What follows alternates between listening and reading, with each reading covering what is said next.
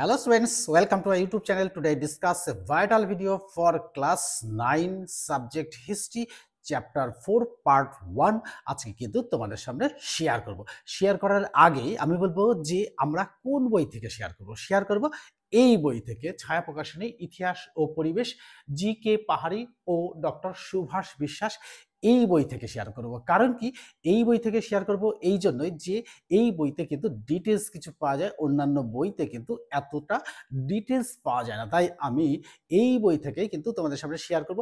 Share করার সাথে সাথেই আমি বলবো যে সবাই কিন্তু এই বইটা নিয়ে বসবি, অর্থাৎ এই বইটা নিয়ে বসলে পরে যদি ঘন্টাখানেক সময় দাও তাহলে এই 4 নম্বর চ্যাপ্টার, অর্থাৎ কোন চ্যাপ্টার? এই চ্যাপ্টার শিল্প বিপ্লব, উপনিবেশবাদ ও সাম্রাজ্যবাদ, এই চ্যাপ্টার থেকে পাই টু পাই তোমাদের সামনে আলোচনা করব। অর্থাৎ যতটা পড়ব প্রত্যেকটা লাইনের কিন্তু ব্যাখ্যা দেবো এবং এখান থেকে যে যে প্রশ্নগুলো হবে, অর্থাৎ যে যে প্রশ্নগুলো থার্ড সামেটিভে আসার মতন প্রশ্ন, সেইগুলো কিন্তু তোমাদের সামনে শেয়ার করব। কিভাবে না, উত্তর সমেত, এই উত্তর সমেত কিন্তু তোমাদের সামনে শেয়ার করব। তারপরে তোমরা তো জানোই ইতিহাস বই মানেই তো প্রত্যেকটা লাইনে লাইনে কোশ্চেন, এই প্রত্যেকটা লাইনে লাইনে কোশ্চেন পড়তে গেলে কিন্তু অনেক কোশ্চেন এসে যাবে। তাই আমি এর মধ্যে থেকে যতটা পড়বো, অর্থাৎ 3-4 পাতা আজকে তোমাদের সামনে শেয়ার করব। মোটামুটি ধরো ঘন্টাখানেক সময় কিন্তু লাগবেই। এই ঘন্টাখানেক সময়ের মধ্যে যতগুলো সাল আছে, অর্থাৎ বইতে যতগুলো সাল আছে প্রত্যেকটা সাল কিন্তু পাই টু পাই, অর্থাৎ পুঙ্খানুপুঙ্খভাবে বিশ্লেষণ করব। এবং যারা নাকি 95 আপ অ্যাচিভ করতে চাইছো, অর্থাৎ 95 এর উপরে মার্কস পেতে গেলে কি করতে হয় তোমরা একটু জানো, অর্থাৎ ডিটেলস পড়তে হয়। ডিটেলস পড়লেই কিন্তু সেই প্রশ্নগুলো পেয়ে যাব যেগুলো নাকি 95 আপ অ্যাচিভ করতে সাহায্য করবে। তাহলে সেই প্রশ্নগুলোই কিন্তু আজকে শেয়ার করব এখান থেকে। আর এই আলোচনার শেষে কিন্তু আমি খাতাতে অনেকগুলো কোশ্চেন, প্রায় 40টা কোশ্চেন লিখে রেখেছি উত্তর সমেত, সেগুলো কিন্তু তোমাদের সামনে শেয়ার করব। আর এই শেয়ার করার সাথে সাথে তোমরাও কিন্তু বন্ধুদের মধ্যে শেয়ার করে দেবে, একটা করে লাইক দিয়ে দেবে, তাহলে কিন্তু বন্ধুরাও জানতে পারবে, আমিও কিন্তু উপকৃত হব এবং এই রকম গুরুত্বপূর্ণ ভিডিও নিয়ে তোমাদের সামনে হাজির হবে। তাহলে চলো সেই গুরুত্বপূর্ণ ভিডিওতে চলে যাই, শুরু করি। হ্যাঁ, আজকে শুরু করব কোন বই থেকে? দেখো, এই ছায়া প্রকাশনী ইতিহাস ও পরিবেশ জি.কে. পাহাড়ি ও ডক্টর সুভাষ বিশ্বাস, এই বই থেকে কিন্তু আমি তোমাদের সামনে শেয়ার করব কোন চ্যাপ্টার থেকে? অর্থাৎ 4 নম্বর চ্যাপ্টার থেকে, অর্থাৎ চতুর্থ চ্যাপ্টার থেকে শেয়ার করব। এবং শেয়ার করব কোথায়? দেখো, শিল্প বিপ্লব, উপনিবেশবাদ ও সাম্রাজ্যবাদ।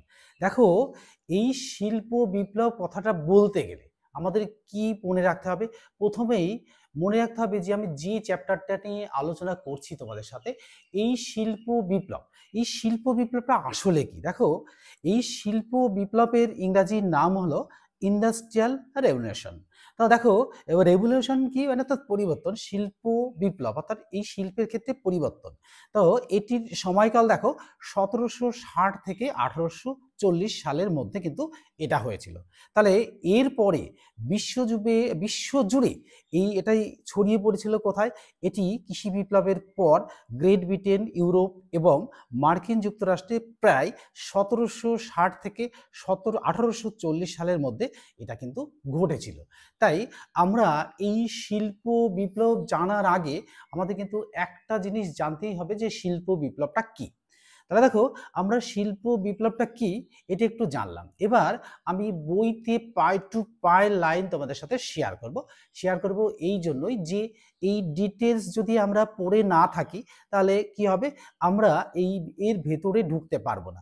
এর ভেতরে যখনই আমরা ঢুকতে পারবো আর পাই টু পাই লাইন নিয়ে আলোচনা করতে পারবো, ততক্ষণ পর্যন্ত আমরা এই ইতিহাস বইটাকে আমাদের নিজের মধ্যে নিতে পারবো না। তাই দেখো, এখানে কিন্তু আমি পাই টু পাই পড়বো, তোমরাও কিন্তু আমাদের সাথে পড়বে, অর্থাৎ আমার সাথে পড়বে।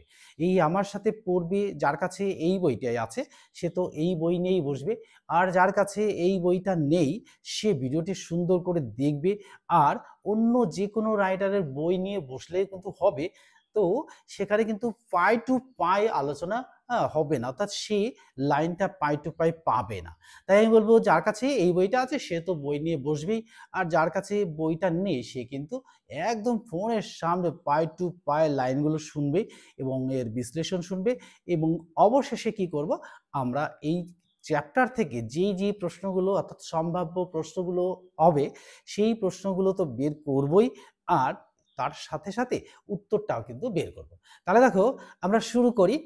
অষ্টাদশ থেকে ঊনবিংশ শতকের ইউরোপের দুটি গুরুত্বপূর্ণ ঘটনা হলো শিল্প উৎপাদনের ক্ষেত্রে অভূতপূর্ব উন্নতি এবং সেই শিল্পায়নের সূত্রে ইউরোপের রাষ্ট্রগুলির মধ্যে নতুন নতুন দেশে উপনিবেশ বিস্তারের প্রতিযোগিতা ও লড়াই শুরু হয়।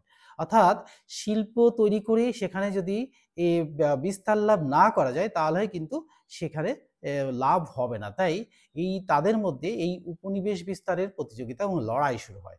অবশেষে অষ্টাদশ শতকের মধ্যভাগ পর্যন্ত ইউরোপীয় অর্থনীতি ছিল বহুলাংশ কৃষি নির্ভর।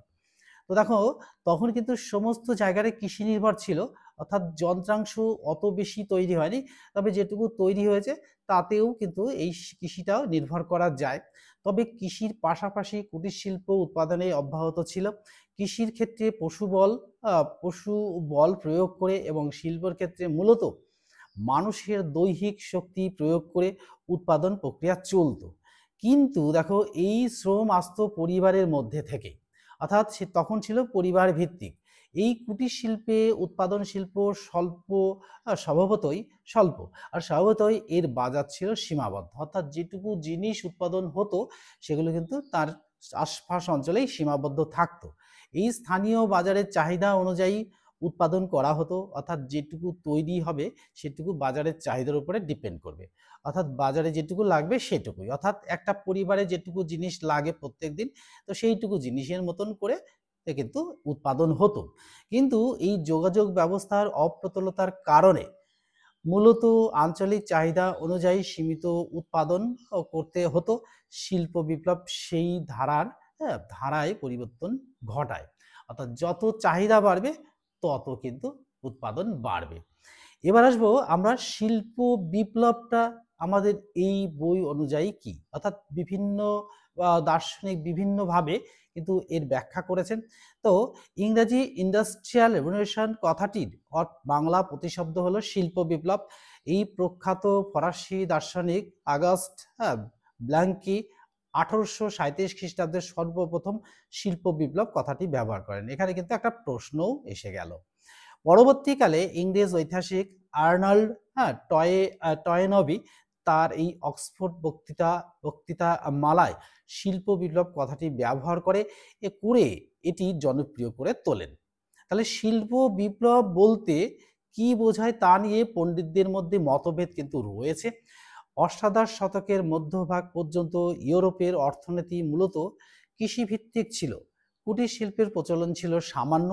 কিন্তু এই শতকের দ্বিতীয় ভাগ থেকে যন্ত্রশক্তি ব্যবহার করে শিল্পক্ষেত্রে উৎপাদন যথেষ্ট বৃদ্ধি পায়, অর্থাৎ তখন মানুষের দৈহিক শক্তির পরিবারে যন্ত্রের উপরে নির্ভরশীল হয়ে পড়ল। সাধারণভাবে বলা যায় যে এই অষ্টাদশ শতকের মধ্যভাগ থেকে বিভিন্ন বৈজ্ঞানিক যন্ত্রপাতি আবিষ্কার এবং তার শিল্পক্ষেত্রে ব্যবহারের ফলে শিল্প উৎপাদনের পরিমাণ ও গুণগত যে ব্যাপক পরিবর্তন ঘটে তা শিল্প বিপ্লব নামে পরিচিত। এবার দেখো 2 নম্বর, দেখো ঐতিহাসিক ফিশার বলেছেন যে এই দৈহিক শ্রমের পরিবর্তে যন্ত্রপাতি ব্যবহারের মাধ্যমে শিল্প সামগ্রী উৎপাদন এবং এর ফলে উৎপাদন বৃদ্ধির ঘটনাই হলো শিল্প বিপ্লব। অর্থাৎ বিভিন্ন ঐতিহাসিক বিভিন্ন দার্শনিক বিভিন্নভাবে এই শিল্প বিপ্লব কথাটিকে ব্যাখ্যা করেছেন। তো এই শিল্প বিপ্লব আসলে এখন আমরা বুঝতে পারছি আসলে ব্যাপারটা কি। তো এবার দেখো এখানে একটুখানি ছোট্ট খবর দিয়েছে যে জানো কি, এই জানো কি কথাগুলো কিন্তু কি বলতো সেই ঝিনুকের মধ্যে মুক্ত পাওয়ার মতন, অর্থাৎ এর মধ্যে এই জায়গাগুলো কিন্তু ভেরি ভেরি ইম্পর্টেন্ট, তোমরা কিন্তু ভালো করে পড়বে। তো অধ্যাপক ফিলিপ ডিন এর মতে শিল্পক্ষেত্রে যে দেখো কিরকম এক যুক্তি দিয়েছেন, কটা পাঁচটা ছটা যুক্তি দিয়েছেন। বিপুল পুঁজির বিনিয়োগ, আর পুঁজি সরবরাহের জন্য ব্যাংক প্রতিষ্ঠা, যন্ত্রচালিত কারখানা প্রতিষ্ঠা, 4 নম্বর উৎপাদন কার্যে মজুরির বিনিময়ে শ্রমিক নিয়োগ, 5 নম্বর পণ্য বিক্রি করে মুনাফা অর্জনের জন্য উৎপাদন, 6 নম্বর পণ্য পরিবহনের জন্য যোগাযোগ ব্যবস্থার প্রসার প্রবৃত্তি ঘটলে তাকে শিল্প বিপ্লব বলে। দেখো কত সুন্দর এই শিল্প বিপ্লবটাকে কিভাবে কত দার্শনিক কত ঐতিহাসিক বিভিন্নভাবে তার ব্যাখ্যা দিয়েছেন। তাহলে আমরা শিল্প বিপ্লব যে ইংল্যান্ডেই ঘটেছিল এটা কিন্তু সত্যি কথাই, আর এই সালটা কিন্তু এটাও সত্যি কথাই যে এই সময়ের মধ্যেই কিন্তু এটা ঘটেছিল। এবার আসবো আমরা পরের পাতাতে অর্থাৎ আমরা চলে যাব 71-72 পাতাতে চলে যাব। দেখো শিল্প বিপ্লবের সূত্রপাত, স্থান, কাল, অর্থাৎ এই সূত্রপাত কোথা থেকে, এই স্থানটা কোথায় আর কালটা কোথায়। দেখো যন্ত্র প্রযুক্তি ব্যবহার করে অল্প সময়ে প্রচুর শিল্প উৎপাদন, অর্থাৎ শিল্প বিপ্লবের বিষয়টি আধুনিক যুগের ঘটনা। তো এক নম্বর দেখো কতগুলি যুক্তি দিয়েছেন যে সর্বপ্রথম ইংল্যান্ডে শিল্প বিপ্লব ঘটেছিল, এটা একদম ভেরি ভেরি ইম্পর্টেন্ট। দেখো ইংল্যান্ডের শিল্পায়নের কলা কৌশল পরবর্তীকালে কোথায় কোথায়, France, Germany, Russia, Belgium, Holland, Sweden এবং সুইজারল্যান্ড প্রভৃতি দেশে পৌঁছলে সেই সব দেশেও কিন্তু শিল্প বিপ্লব ঘটে। কোথায় কোথায়, এই জায়গাগুলো কিন্তু ইম্পর্টেন্ট। এবার দেখো 2 নম্বর শিল্প বিপ্লবের সূচনাকালকে সাধারণভাবে শিল্পের উড়ান বা টেক অফ বলা হয়। তাহলে টেক অফ বা শিল্পের উড়ানটা কি, ইংল্যান্ডে কবে সর্বপ্রথম টেক অফ অর্থাৎ শিল্প বিপ্লবের সূচনা হয় তা নিয়ে কিন্তু বিভিন্ন ঐতিহাসিক বা দার্শনিকের মতবাদ রয়েছে।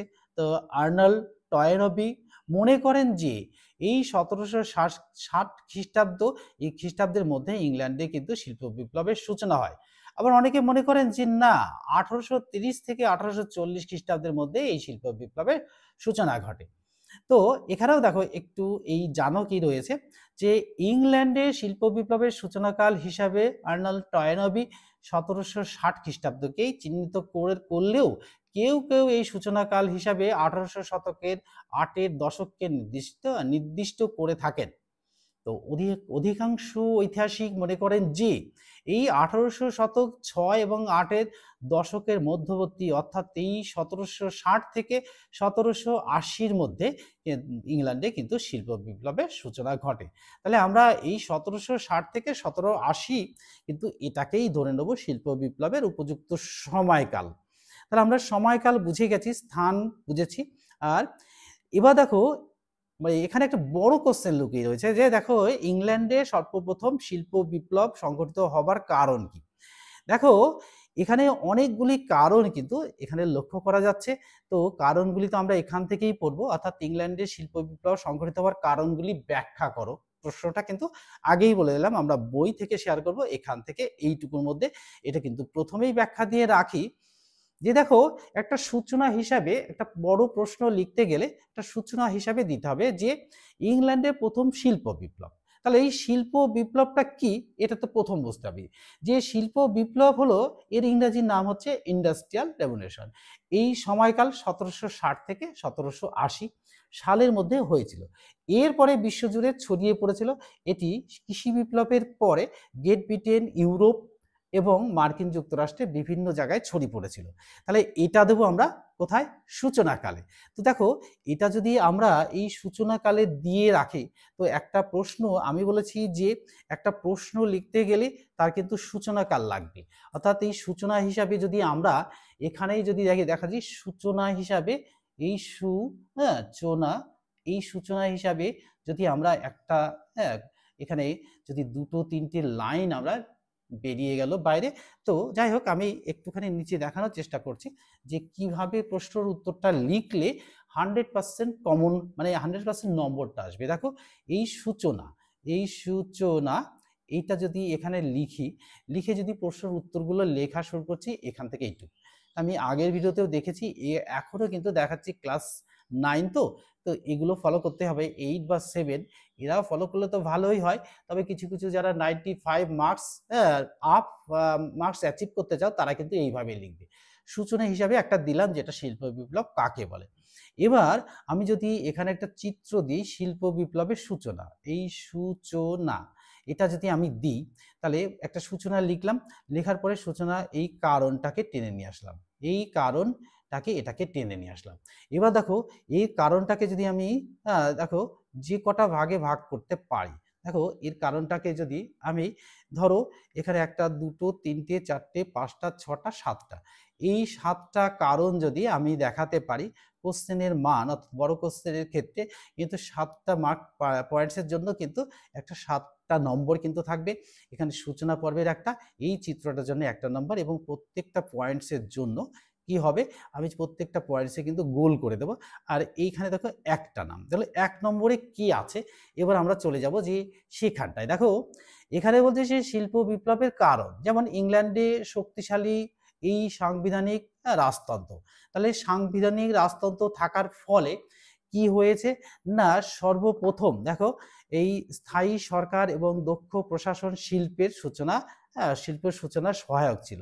তাহলে সাংবিধানিক রাজতন্ত্র, তাহলে এখানে লিখবো আমরা এই শক্তিশালী, এটাই 1 নম্বর পয়েন্টসটাতে, এই যে এটাকে টেনে নিয়ে এসে আমি যদি লিখি এই শক্তিশালী রাজনৈতিক, শক্তিশালী কি বললাম, শক্তিশালী সাংবিধানিক রাজতন্ত্র, এখানে লিখবো শক্তিশালী, শক্তিশালী সাংবিধানিক রাজতন্ত্র, এই সাংবিধানিক রাজতন্ত্র, রাজতন্ত্র, এই রাজতন্ত্র, এটা যদি আমার প্রথম পয়েন্টস হয়, এই প্রথম পয়েন্টসের এগেনস্টে আমার লেখার স্টাইলটা থাকবে ঠিক এইরকম।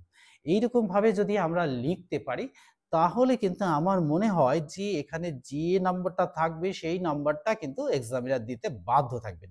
তাই আমরা বড় কোশ্চেনের ক্ষেত্রে এইভাবেই লিখব, যাতে নাকি একজন এক্সামিনার ও এইটা ইংল্যান্ডের শিল্প বিপ্লবের কারণ ও কারণের একটা সূচনা, একটা চিত্র, এইরকম একটা চিত্র মানে ঠিক এইটুকু। আমি বলছি না যে চিত্রটা, এই যে চিত্রটা হবে এইটুকু, এইটুকু একটা চিত্র, এই চিত্রর পরে চিত্র দিলাম, এর জন্য একটা নম্বর, সূচনায় একটা নম্বর, এই চিত্রতে 1 নম্বর। এবার আমি প্রত্যেকটা পয়েন্টের এগেনস্টে, অর্থাৎ পয়েন্টের এগেনস্টে কি লিখবো, একটুখানি করে, দুটো করে, আড়াইটা করে লাইন লিখবো। যদি এই দুটো করে আড়াইটা করে লাইন লিখতে পারি, ঠিক লেখার স্টাইল থাকবে এরকম, শুরু হবে ঠিক এখানে শেষ হবে, অর্থাৎ যে সোজা শুরু হবে সেই সোজাই কিন্তু নিচে শেষ হয়ে যাবে। এটা যদি এইভাবে যদি আমি লিখতে পারি, তা আমার মনে হয় যে এক্সামিনার পুরো নম্বরটা অর্থাৎ 100% নম্বর দিতে বাধ্য থাকবেন। তাই আমরা কিন্তু এইভাবেই লিখবো বড় প্রশ্নগুলো। আর এইটা কিন্তু একবারই আমি বলে দিলাম, কারণ কি এটা যদি যারা ফলো করবে তারা কিন্তু এই 95 মার্কস অ্যাচিভ অবশ্যই করবে, এটা কিন্তু আমি 100% সিওরিটি দিতে পারছি। কারণ হচ্ছে অনেক পরীক্ষায় দেখা গেছে যে এক্সামিনার, দেখো আমরাও তো কোনো একটা স্কুলের ছোটখাটো একজন শিক্ষক, তো দেখো আমরা কিন্তু যেই খাতাপত্র দেখার সময় কিন্তু এইগুলো ফলো করি। তো এই ফলো করলে কি হয়, ফলো করলে কিন্তু এই আমরা দেখি যে এই ছাত্রছাত্রীদের আগ্রহ কিন্তু যতটা বাড়ে, টিচারের আগ্রহ কিন্তু তার চেয়ে বেশি বাড়ে। তাই আমি বলবো যে তোমরা সবাই এইরকমভাবে প্রশ্নর উত্তর লেখার চেষ্টা করবে, তাহলে কিন্তু দেখবে যে 95 মার্কস অ্যাচিভ করা কোনো ব্যাপারই নয়। এখান থেকেই কিন্তু এই পদ্ধতিতেই কিন্তু 95 মার্কস অ্যাচিভ করা যাবে। তাহলে আমি এটা মুছে ফেলি, হ্যাঁ, এটা এইভাবে তোমরা সবাই লিখবে, তাহলে কিন্তু খুব সহজেই উত্তরগুলো দিতে পারবে, এক্সামিনার খুব খুশি হবে। তো এবার আমি পাই টু পাই আলোচনা করছি। দেখো সরি, দেখো ইংল্যান্ডে শক্তিশালী সাংবিধানিক রাজতন্ত্র, স্থায়ী সরকার এবং দক্ষ প্রশাসন শিল্প বিপ্লবের সহায়ক ছিল, এটা 1 নম্বর। 2 নম্বর পয়েন্ট, বিশ্বের নানা দেশে ইংল্যান্ডের উপনিবেশ গড়ে উঠেছিল। এই উপনিবেশগুলো থেকে কাঁচামাল সংগ্রহ এবং উপনিবেশগুলির বাজারে নিজেদের পণ্য, শিল্প সামগ্রী বিক্রির সুযোগ এবং শিল্পের বিকাশে সহায়তা করেছিল। তাহলে 2 নম্বর পয়েন্টস গেল।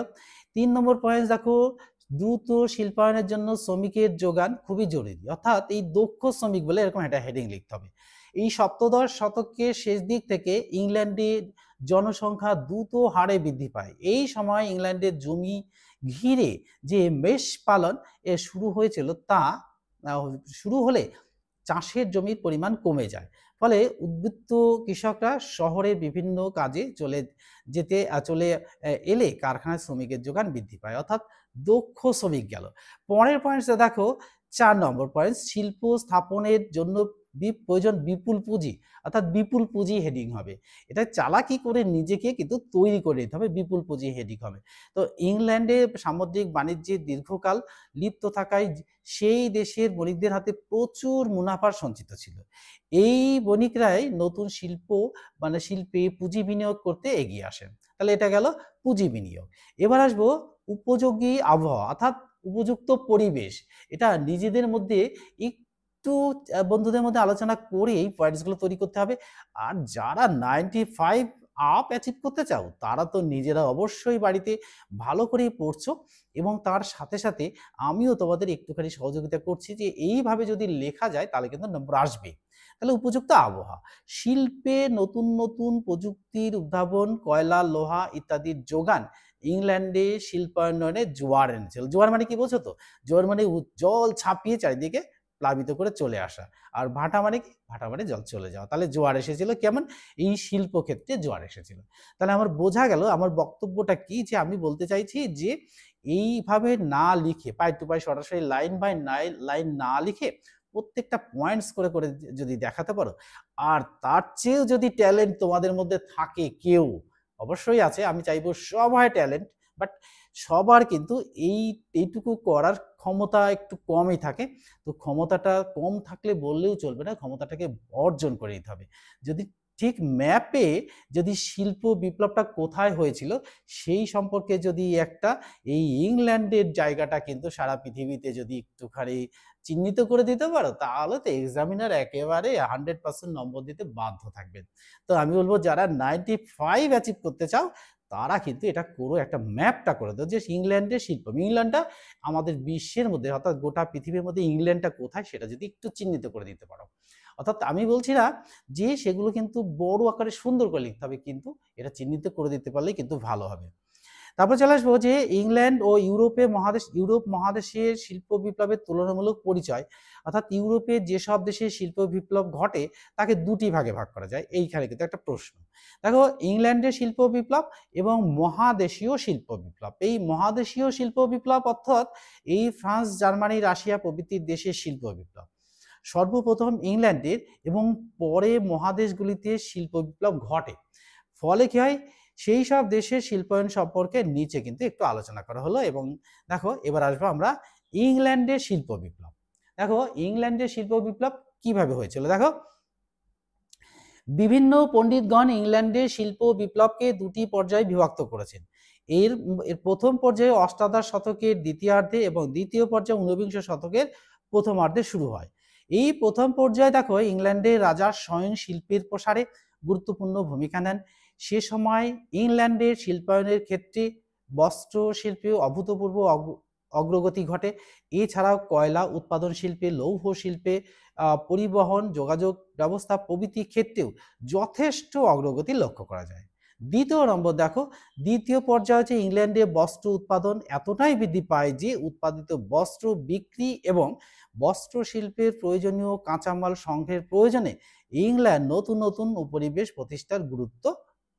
প্রতিষ্ঠায় খুবই গুরুত্ব দেয়। উপনিবেশ স্থাপন করতে পারলে সেখান থেকে কিন্তু আমরা জিনিসগুলো পেয়ে যাব। এবার দেখো, এখানে কিন্তু আমি বলেছি ঝিনুকের মধ্যে মুক্ত। এখানে দেখো এই পাতাটাই কিন্তু ঝিনুকের মধ্যে মুক্তর মতো, অর্থাৎ ইতিহাস মানেই শাল, এই শাল মানেই লুকিয়ে থাকা প্রশ্ন। দেখো এখানে কিন্তু প্রত্যেকটা লাইনে একটা দুটো করে কোশ্চেন কিন্তু এর মধ্যে লুকিয়ে রয়েছে। এখান থেকে সব কোশ্চেনগুলো আমি কিন্তু শেয়ার করেছি।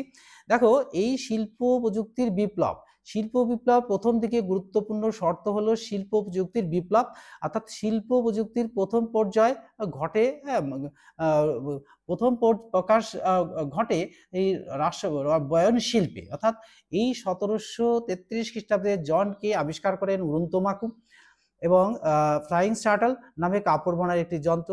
1765 খ্রিস্টাব্দে উন্নত সুতো কাটার যন্ত্র স্পিনিং জেনি আবিষ্কার করেন হারগিবস। এরপর আর্করাইট জলবিদ্যুৎ চালিত অর্থাৎ জলশক্তি দ্বারা চালিত কাপড় বোনার যন্ত্র ওয়াটার ফ্রেম আবিষ্কার করেন। এছাড়াও এডমন্ড কাটরাইট এর পাওয়ারলুম এবং ক্রম্পটন এর মেডল নামে উন্নত কাপড় বোনার যন্ত্র আবিষ্কার বস্ত্র শিল্পে বিপ্লবের সূচনা করে। নতুন নতুন যন্ত্রের আবিষ্কার কয়লা ও লৌহ শিল্পে আমূল পরিবর্তন আসে। জন স্মিটন 1760 খ্রিস্টাব্দে লৌহা গলানোর চুল্লি ব্লাস্ট ফার্নেস আবিষ্কার করেন। টেলফোর্ড এবং এই ম্যাকডাম পিচ ও পাথরকুচি মিশ্রণে রাজপথ নির্মাণের পদ্ধতি উদ্ভাবন করেন এবং স্থলপথের যোগাযোগ ব্যবস্থা সহজ হয়। এটা সালটা কত? 1811। এরপর 1769 খ্রিস্টাব্দে জেমস ওয়াট বাষ্পীয় ইঞ্জিন আবিষ্কার করেন। বাষ্পীয় শক্তিকে কাজে লাগিয়ে উৎপাদন ক্ষমতা অভূতপূর্ব সাফল্য অর্জন করা সম্ভব হয়। খনিগর্ভে শ্রমিকদের দুর্ঘটনা এড়িয়ে নিরাপদে কাজ করার উদ্দেশ্যে হাম্পে ডেভি নিরাপত্তা বাতি, দেখো নিরাপত্তা বাতি আবিষ্কার, প্রত্যেকটা লাইনে কিন্তু কোশ্চেন, অর্থাৎ এইটুকুর মধ্যে ঝিনুকের মধ্যে মুক্ত পাওয়ার মতন। এই সেফটি ল্যাম্প আবিষ্কার করেন 1815 খ্রিস্টাব্দে। বৈজ্ঞানিক আবিষ্কার পরিবহন ও যোগাযোগের ক্ষেত্রেও বৈপ্লবিক রূপান্তর নিয়ে আসে। এই 1814 খ্রিস্টাব্দে জর্জ স্টিফেনসন বাষ্পচালিত রেল ইঞ্জিন আবিষ্কার করেন। 1867 খ্রিস্টাব্দে ফুলটন বাষ্পচালিত জলযান নির্মাণ করে। বৈজ্ঞানিক আবিষ্কারগুলির সহায়তা ইংল্যান্ডে শিল্প বিপ্লব ঘটে, অর্থাৎ শিল্প বিপ্লব সংঘটিত হয়। তো এই এতগুলো আবিষ্কার, বুঝতেই পারছো একই সঙ্গে যদি এতগুলো জিনিস পাওয়া যায়, এই যে আমাদের যন্ত্রাংশগুলোর চিত্র, তখনকার দিনের চিত্র, এই চিত্রগুলো কিন্তু এই ইংল্যান্ডের শিল্প বিপ্লব ঘটানোর ক্ষেত্রে প্রধান ভূমিকা পালন করে। তো এইটুকু হচ্ছে এর মধ্যে যা আছে, সবগুলো নেই এর মধ্যে, আমি এখান থেকে সব কটাই শেয়ার করছি। তাও তোমরা এইটুকু কিন্তু ভালো করে পড়বে, অর্থাৎ সাল ওয়াইজ পড়ে নেবে, তাহলে কিন্তু সব প্রশ্নের উত্তর পেয়ে যাবে।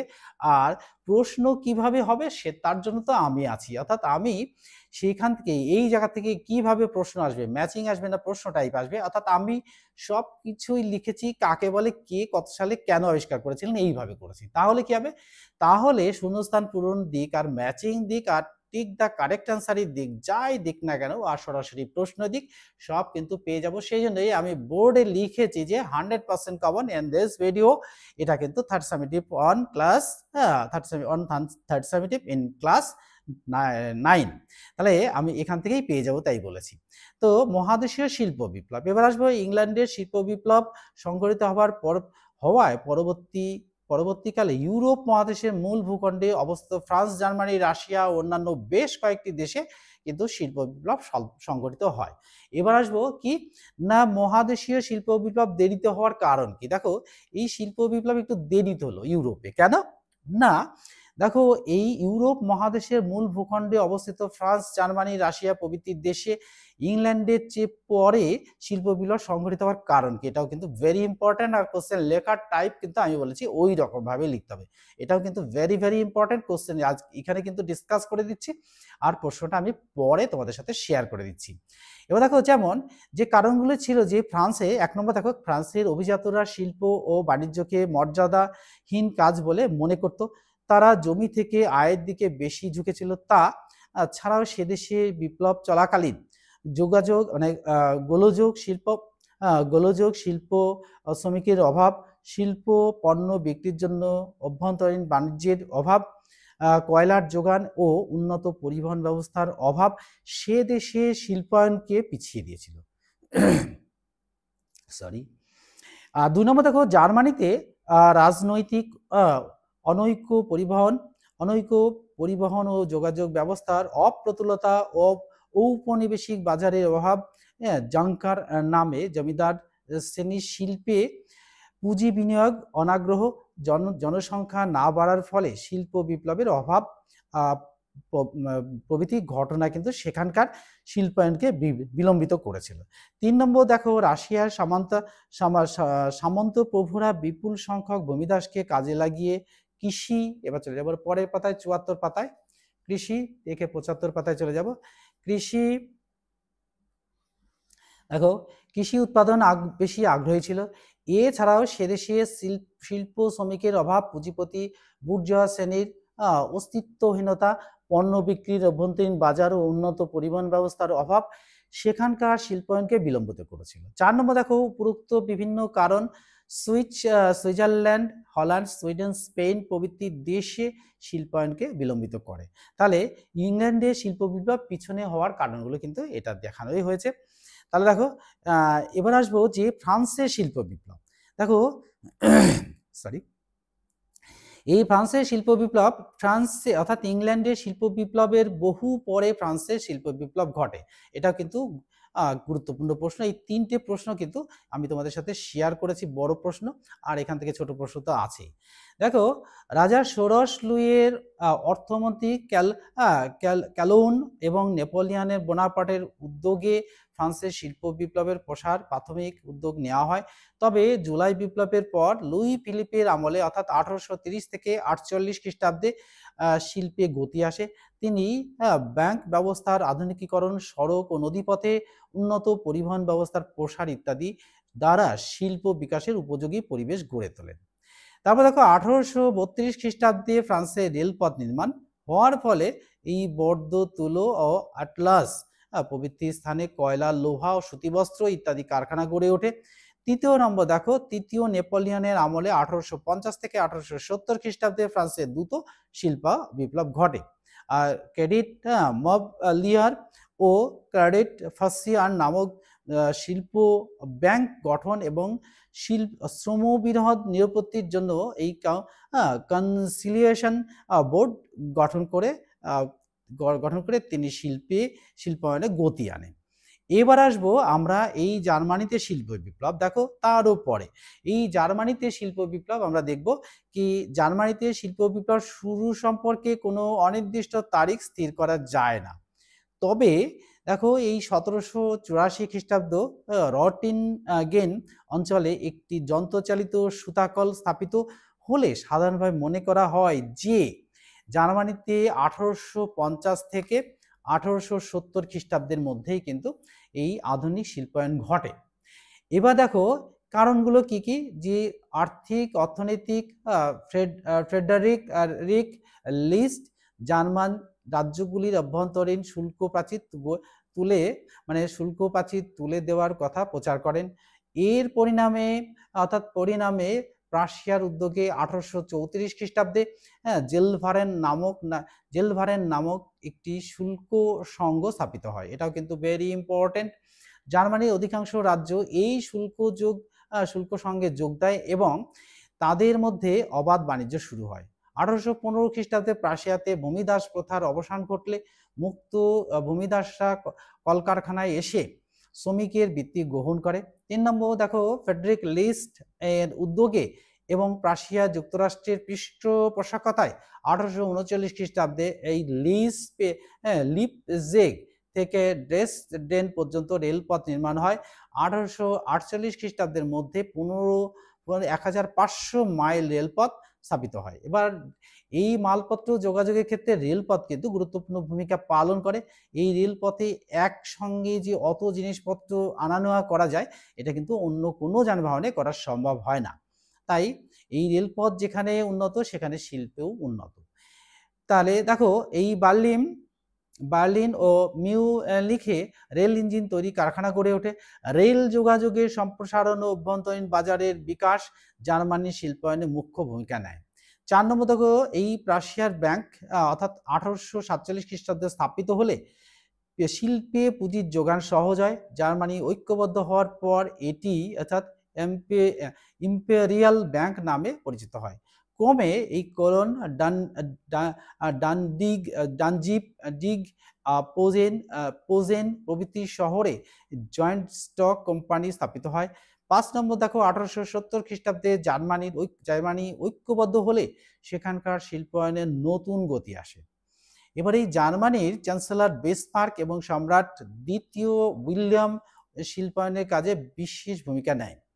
6 নম্বর দেখো, খনিজ সম্পদ সমৃদ্ধ সার এবং রুর অঞ্চল জার্মানির শিল্পায়নে সহায়তা করে। তার সাথে সাথেই দেখো, সেডানের যুদ্ধের পর ফ্রান্সে খনিজ পদার্থ সমৃদ্ধ আলসাস ও লোরেন জার্মানি দখল করে নেয়, ফলে জার্মানিতে শিল্পায়নের জোয়ার আসে। এবার আসবো আমরা রাশিয়ার শিল্প বিপ্লব। দেখো, এই রাশিয়ায় শিল্প বিপ্লব বিকাশ প্রধান ভূমিকা নিয়েছিল রাষ্ট্রীয় পুঁজি ও উদ্যোগ সেখানে শিল্পায়ন শুরু করে। আর যার পিটার দ্য গ্রেট এর উদ্যোগে অষ্টাদশ শতকে প্রাথমিকভাবে শিল্প স্থাপনের চেষ্টা করা হয়। 2 নম্বর দেখো, 1861 খ্রিস্টাব্দে ভূমিদাস প্রথার অবসানের পর কৃষি ও অর্থনীতির পরিবর্তে শিল্প অর্থনৈতিক বিকাশ ত্বরান্বিত হয়। ৩ নম্বর দেখো প্রধানমন্ত্রী স্ট্যালিন একগুচ্ছ আইন পাশ করেন, অর্থাৎ ১৯১১ সালে শিল্প অর্থনৈতিক বিকাশের সম্ভাবনা তৈরি করেন। তারপরে দেখো ৪ নম্বর দেখো রাশিয়ার সরকারি আর্থিক সহায়তা পুঁজিপাতি শিল্পোদ্যোগী গড়ে তোলার কাজে সাহায্য করে। তাহলে দেখো আজকে কিন্তু আমরা এই রাশিয়ার শিল্প বিপ্লব পর্যন্তই পড়ব।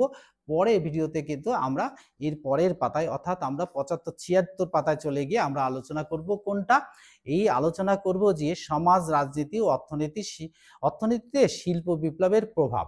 আজকে এইটুকুই শেয়ার করলাম এখান থেকে। এরপরে কিন্তু পরের পার্টটা শেয়ার করব।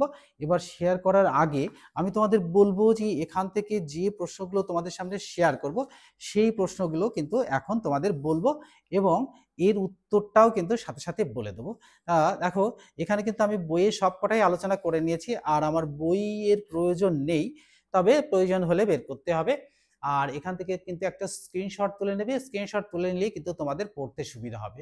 আচ্ছা, এবার দেখো এখানে কোন কোন দ্বীপ নিয়ে পরের পাতাতে চলে যেতে হবে, একটু পৃষ্ঠাটা ভুল হয়েছে বের করা। হ্যাঁ, এইখানে দেখো ওইটা স্ক্রিনশট না, এই যে এখান থেকে স্ক্রিনশট তুলতে হবে, এই জায়গাটা থেকে আমরা একটু ভুলে গেছে, সরি এর জন্য। যে দেখো এখান থেকে স্ক্রিনশটটা তুলে নেবে, যে পৃষ্ঠাটা বের করতে ভুল হয়েছিল এখান থেকে একটা স্ক্রিনশট তুললাম, এইখান থেকেই কিন্তু আমরা শুরু করব যে শিল্প বিপ্লব নিয়ে এখান থেকে। আচ্ছা দেখো ইংরেজি ইন্ডাস্ট্রিয়াল রেভলিউশন কথাটির বাংলা প্রতিশব্দ কি, অর্থাৎ ইন্ডাস্ট্রিয়াল রেভলিউশন কথাটির প্রতিশব্দ হলো যে শিল্প বিপ্লব। তাহলে শিল্প বিপ্লবটা কি আমরা বুঝে গেলাম। তারপর ২ নম্বর কোশ্চেন দেখো কোন দার্শনিক প্রথম শিল্প বিকাশে শিল্প বিকাশ কথাটি ব্যবহার করেন, অর্থাৎ প্রখ্যাত ফরাসি দার্শনিক আমস্টারডাম, দেখো দার্শনিক একটুখানি দেখি, অগাস্ট ব্ল্যাঙ্কি প্রথম শিল্প বিপ্লব কথাটি ব্যবহার করেন। ৩ নম্বর কথা দেখা আর্নল্ড টয়েনবি কে ছিলেন, একজন ইংরেজ ঐতিহাসিক। ৪ নম্বর কথা একজন ফরাসি ফটোগ্রাফারের নাম লেখো, অর্থাৎ আর্নেস্ট অ্যাপর্ট। আর ৫ নম্বর কোশ্চেন দেখো ফিলিপ ডিন কে ছিলেন, দেখো ফিলিপ ডিন কে ছিলেন একজন কিরকম, এটা সম্পর্কে একটা টিকা টাইপ প্রশ্ন কিন্তু হবে। তো ফিলিপ ডিন ছিলেন একজন আমেরিকান বিজ্ঞানী, এটা কিন্তু স্ক্রিনশট তুলে নাও তারপরে বলি। হ্যাঁ, এই যে স্ক্রিনশট তুলে নাও তারপর বলি। হ্যাঁ দেখো আমেরিকান বিজ্ঞানী আর আচ্ছা কল্প কাহিনীর লেখক তথা ঔপন্যাসিক। তার লেখা একটি বিখ্যাত উপন্যাস হলো the man in the high justice. দেখো কাস্টেল তিনি ১৯২৮ খ্রিস্টাব্দে অর্থাৎ ২৮ সালের অর্থাৎ ১৬ই ডিসেম্বর মাসে আমেরিকার শিকাগোতে জন্মগ্রহণ করেন এবং ১৯৮২ সালে ২রা মার্চ মারা যান। তাহলে দেখো এই যে ফিলিপ ডিন কে ছিলেন এই সম্পর্কে কিন্তু একটা টিকা টাইপ আসতেই পারে। আমরা কিন্তু তার জন্ম এবং মৃত্যু কিন্তু আমি এখান থেকে দেখিয়ে দিয়েছি, অর্থাৎ দেখিয়ে দিলে তার সম্পর্কে টিকা লেখা যায়। দেখো এবার ৬ নম্বর কোশ্চেন দেখো ঐতিহাসিক ফিশারের মতানুসারে শিল্প বিপ্লবটা কি। দেখো ঐতিহাসিক ফিশারের মতানুসারে দৈহিক শ্রমের পরিবর্তে যন্ত্রপাতি ব্যবহারের মাধ্যমে শিল্প সামগ্রীর উৎপাদন এবং এর ফলে উৎপাদন বৃদ্ধির ঘটনাই হলো শিল্প বিপ্লব। তাহলে শিল্প বিপ্লবটা আমরা জেনে গেলাম। তাহলে শিল্প বিপ্লব সর্বপ্রথম কোথায় হয়, ইংল্যান্ডে সর্বপ্রথম শিল্প বিপ্লব হয়। তারপরে দেখো উড়ান বা টেক আপ কি, দেখো এই শিল্পে বিপ্লবের সূচনাকালকে সাধারণভাবে শিল্পের উড়ান বা টেক আপ বলা হয়। ৯ নম্বর কোশ্চেন দেখো ইংল্যান্ডকে সর্বপ্রথম টেক আপ বা শিল্প বিপ্লবের সূচনা হয় কবে, অর্থাৎ ইংল্যান্ডে কবে, তাদের আর্নল্ড টয়েনবির মতানুসারে ১৭৬০ সালে। ১০ নম্বর দেখো ইউরোপের যেসব দেশে শিল্প বিপ্লব হয় তাকে কয়টি ভাগে ভাগ করা যায়, কি কি, অর্থাৎ ২টি ভাগে ভাগ করা যায়। এই ভাগটি হলো ১ নম্বর হচ্ছে যে ইংল্যান্ডের শিল্প বিপ্লব, ২ নম্বর হচ্ছে মহাদেশীয় শিল্প বিপ্লব। চলে যাব আমরা পরের পাতাতে, অর্থাৎ ১০ নম্বরের পরে ১১ নম্বর কোশ্চেনে চলে যাব। ১১ নম্বর কোশ্চেনে কিন্তু এখানেও কিন্তু একটা স্ক্রিনশট তুলে নিতে হবে, স্ক্রিনশট তুলে নিলে কিন্তু সুবিধা হবে পড়তে। হ্যাঁ দেখো এখান থেকে একটা স্ক্রিনশট তুলে নাও, এই যে। হ্যাঁ ঠিক আছে, এবার দেখো এবার চলে আসবো যে দেখো মহাদেশীয় শিল্প বিপ্লব ঘটেছিল এমন কতগুলি দেশের নাম লেখো, অর্থাৎ ফ্রান্স, জার্মানি, রাশিয়া প্রভৃতি দেশে 12 নম্বর কোশ্চেন দেখো, শিল্প বিপ্লবের প্রাথমিক গুরুত্বপূর্ণ শর্ত কি, অর্থাৎ শিল্প প্রযুক্তির বিপ্লব। 13 নম্বর কোশ্চেন দেখো, উড়ন্ত মাকড় অর্থাৎ ফ্লাইং শাটল কে কবে আবিষ্কার করেন, অর্থাৎ জন কে 1733 খ্রিস্টাব্দে আবিষ্কার করেন। তার 14 নম্বর কোশ্চেন দেখো, কে কত সালে স্পিনিং জেনি আবিষ্কার করেন, অর্থাৎ হারগিবস 1765 সালে স্পিনিং জেনি আবিষ্কার করেন। আমি বলেছি কোশ্চেনগুলো কিভাবে আসবে সেটা তোমাদের আমি বলে দেবো। 15 নম্বর কোশ্চেন দেখো, ওয়াটার ফ্রেম কে কত সালে আবিষ্কার করেন, অর্থাৎ 1769 সালে রিচার্ড রাইট কিন্তু এই ওয়াটার ফ্রেম আবিষ্কার করেন। 16 নম্বর কোশ্চেন দেখো, কে কত সালে পাওয়ারলুম আবিষ্কার করেন, অর্থাৎ 1785 সালে এডমন্ড বা কার্টরাইট। 18 নম্বর কোশ্চেন, কে কত সালে মিওল নামক কাপড় বোনার যন্ত্র আবিষ্কার করেন, অর্থাৎ স্যামুয়েল ক্রম্পটন 1779 সালে এটি আবিষ্কার করেন। 18 নম্বর কোশ্চেন, ব্লাস্ট ফার্নেস কি, এটি কে কত সালে আবিষ্কার করেন, অর্থাৎ ব্লাড ফার্নেস হলো একটি লোহা গলানোর যন্ত্র, এটি জন স্মেটন 1760 সালে আবিষ্কার করেন। এবার চলে আসবো পরের পাতাতে। এই পরের পাতাতে কিন্তু একটা স্ক্রিনশট তুলে নিতে হবে, তাহলে কিন্তু পড়তে সুবিধা হবে। হ্যাঁ, স্ক্রিনশট তুলে নাও। হ্যাঁ, পরের কোশ্চেন দেখো, কে কত সালে রাজপথ নির্মাণের পদ্ধতি উদ্ভাবন করেন, অর্থাৎ টেলফোর্ড ও ম্যাকডাম রাজপথ নির্মাণের পদ্ধতি উদ্ভাবন করেন। 20 নম্বর কোশ্চেন, কে কত সালে বাষ্পীয় ইঞ্জিন আবিষ্কার করেন, 1769 সালে জেমস ওয়াট। 21 নম্বর, কে কত সালে সেফটি ল্যাম্প বা নিরাপত্তা বাতি আবিষ্কার করেন, হামফ্রে ডেভিস সেফটি ল্যাম্প আবিষ্কার করেন 1815 সালে। 22 নম্বর কোশ্চেন, কে কত সালে বাষ্পচালিত রেল ইঞ্জিন আবিষ্কার করেন, অর্থাৎ 1814 খ্রিস্টাব্দে জর্জ স্টিফেনসন বাষ্পচালিত রেল ইঞ্জিন আবিষ্কার করেন। 23 নম্বর কোশ্চেন, কে কত সালে বাষ্পচালিত জলযান আবিষ্কার করেন, 1867 সালে ফুলটন বাষ্পচালিত জলযান আবিষ্কার করেন। 24 নম্বর, কারা শিল্প বাণিজ্যকে মর্যাদাহীন কাজ বলে মনে করতেন, অর্থাৎ ফ্রান্সের অভিজাতরা। তারা শিল্প বিপ্লবটা যে দরকার এটা কিন্তু তারা মনেই করতেন না। এবার চলে আসবো পরের পাতাতে, অর্থাৎ এই পরের পাতাতে গিয়ে আরো কতগুলো কোশ্চেন রয়েছে। এবার দেখো, এখান থেকে কিন্তু এটাও শেয়ার করে নিতে হবে, অর্থাৎ স্ক্রিনশট তুলে নাও, তাহলে শেয়ার হয়ে যাবে আর বন্ধুদের মধ্যে শেয়ার করে দেবে, তাহলে কিন্তু বন্ধুরাও জানতে পারবে। হ্যাঁ, তুলে নাও। হ্যাঁ হ্যাঁ, এবার দেখো, এখানে দেখো এই কনসিলিকেশন অর্থাৎ বোর্ড গঠন করেন কারা, হ্যাঁ গঠন করা হয় কেন, অর্থাৎ এই শিল্প ব্যাংক গঠন এবং শিল্প বিরোধ নিরাপত্তার জন্যই এই কনসিলিয়েশন বোর্ড গঠন করা হয়। 26 নম্বর কোশ্চেন দেখো, কত সালে কাদের নেতৃত্বে জেলভারাইন নামক এই শুল্ক কর স্থাপন করা হয়, 1834 সালে রাশিয়ার উদ্যোগে জেলভারাইন শুল্ক কর স্থাপন করা হয়। 27 নম্বর কোশ্চেন দেখো, কত সালে ভূমিদাস প্রথার অবসান ঘটে, 1861 সালে ভূমিদাস প্রথার অবসান ঘটে। 28 নম্বর কোশ্চেন, ইংল্যান্ডের প্রথম শিল্প বিপ্লবের প্রসার হওয়ার কারণগুলি ব্যাখ্যা করো। এটা কিন্তু তোমাদের সামনে ব্যাখ্যা করে দিয়েছি। পাতা হচ্ছে 72 পাতা। আমি 72 পাতাটা আরেকবার তোমাদের দেখিয়ে দিই, আরেকবার মনে করিয়ে দিই। 72 পাতাটা দেখো কোথায়, এই দেখো 72 পাতা, এই যে এখান থেকে এইটুকু কিন্তু তোমরা তুলে নাও, যাদের কাছে এই বই নেই তারা কিন্তু স্ক্রিনশট তুলে নাও। তারপর চলে আসবো 29 নম্বর কোশ্চেন দেখো, 29 নম্বর, মহাদেশীয় শিল্প বিপ্লব অর্থাৎ মহাদেশীয় শিল্প বিপ্লব দেরিতে হওয়ার কারণগুলি আলোচনা করো। 73 থেকে 74 পাতায়। এবার আমরা 73 থেকে 74 পাতায় চলে যাব। দেখো, এই 73 থেকে মহাদেশীয় শিল্প বিপ্লব দেরিতে হওয়ার কারণ, এইখান থেকে শুরু করব। এখান থেকে একটা স্ক্রিনশট তুলে নাও, পরের পাতা পর্যন্ত আছে। এর পরের পাতাতে কিন্তু 73 থেকে 74 বলেছি, তোলা হয়ে গেছে।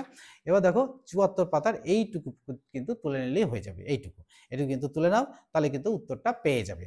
এবার চলে আসবো আমরা যে 30 নম্বর কোশ্চেন, অর্থাৎ ফ্রান্সের শিল্প বিপ্লব ঘটার কারণগুলি ব্যাখ্যা করো। এটাও কিন্তু 74 পাতার নিচের অংশ। দেখো, এবার 74 পাতার নিচের অংশে চলে যাব। 30 নম্বর কোশ্চেন, এই যে 74 পাতার নিচের অংশ, অর্থাৎ ফ্রান্সে শিল্প বিপ্লব নিচে, এই যে এইটুকু দেখো, এখান থেকে এইটুকু কিন্তু শেয়ার করে নিলেই হয়ে যাবে। এইটুকু কিন্তু স্ক্রিনশট তুলে নাও, তাহলে পড়তে সুবিধা হবে। চলে যাব আমরা তারপরে কোশ্চেন, অর্থাৎ জার্মানিতে আধুনিক শিল্পায়ন ঘটার কারণগুলি ব্যাখ্যা করো। বইয়ের কত পাতা, 74 থেকে 75 পাতায়। এই যে দেখো 74 থেকে 75 পাতায় চলে যাব। এই 74 থেকে 75 পাতার মধ্যে অর্থাৎ কি না, জার্মানিতে আধুনিক শিল্প বিপ্লব ঘটার কারণগুলি জার্মানিতে, এই যে চলে এসেছি এখানটায়। এই দেখো, এখানেতে জার্মানিতে শিল্প বিপ্লব ঘটার কারণ, এইখান থেকে শুরু করব, ঠিক এই পর্যন্ত চলে আসবো। এই পর্যন্ত করে দিলেই কিন্তু হয়ে যাবে, এই পর্যন্তর মধ্যে লিখতে হবে। এই যে এই পর্যন্ত, এইটা কিন্তু একটা স্ক্রিনশট তুলে নাও সুন্দর করে, তাহলে কিন্তু সুবিধা হবে। এখান থেকে এটুকু, হ্যাঁ এখান থেকে এটুকু, আবার এখান থেকে এটুকু, হ্যাঁ, এবার এটা হয়ে গেল। এবার চলে আসবো এখানে দেখো, এখানে আমি আর কোশ্চেন রাখিনি, এই 31টা কোশ্চেনই রেখেছি। 31টা কোশ্চেন তোমাদের সামনে শেয়ার করলাম উত্তর সমেত। আর কোন বই থেকে? এই বই থেকে, অর্থাৎ এই ছায়া প্রকাশনী ইতিহাস ও পরিবেশ জিকে পাহাড়ি ডক্টর সুভাষ বিশ্বাস, এই বই থেকে কিন্তু তোমাদের সামনে শেয়ার করলাম। আজকের এই ভিডিওটি তোমাদের কেমন লাগলো তা অবশ্যই, আমার যারা সাবস্ক্রাইবার আছো তারা তো অবশ্যই কমেন্টস করে জানাবে, আর যারা নতুন দেখছো তারা চ্যানেলটিকে সাবস্ক্রাইব করে দেবে, আর বন্ধুদের মধ্যে শেয়ার করে দেবে। অর্থাৎ আমার সাবস্ক্রাইবাররা শেয়ার করে দিলেই কিন্তু অনেক শেয়ার হয়ে যাবে।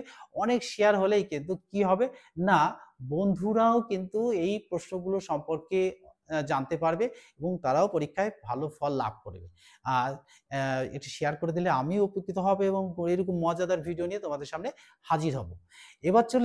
এবার কিন্তু আর কোনো আলোচনা নেই, এবার আমরা সরাসরি চলে যাব যে পরের ভিডিওতে, অর্থাৎ পরের ভিডিওতে যাওয়ার আগে কিন্তু আজকে এখানেই শেষ করছি। Good bye friends.